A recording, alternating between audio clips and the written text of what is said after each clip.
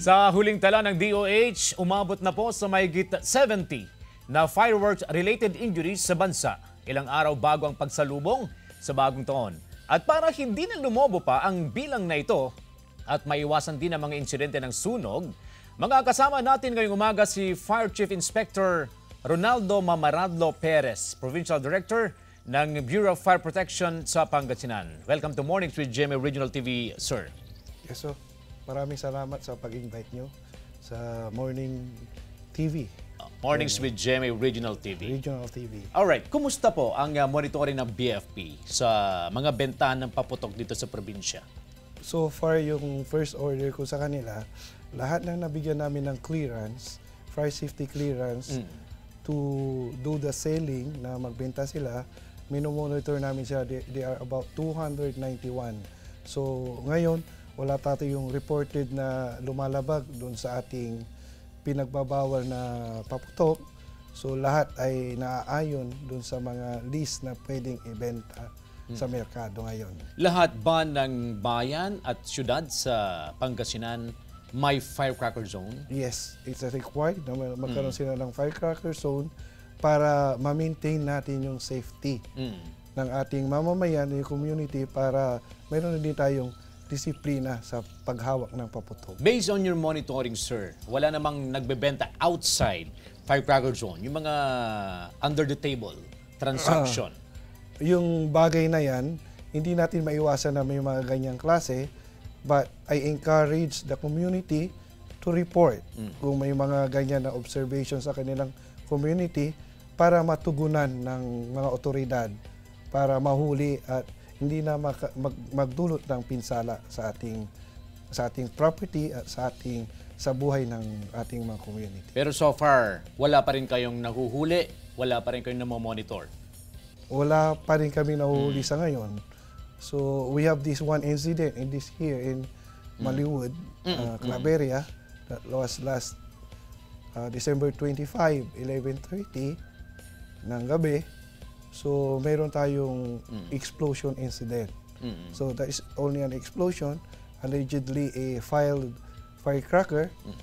So the case is with the PNP kasi wala naman tayong fire incident na nangyari. Meron din daw online bentahan ng mga paputok Paano minomonitor ito ng BFP? Ayun, yung online bintahan na yan, we see to it na na-check din namin yan kasi may mga team din kami na naglulook at sa mga ganyang transactions, and then tinitignan din namin, then i-coordinate natin sa DTI if that is a valid or legal actions by an individual to sell online.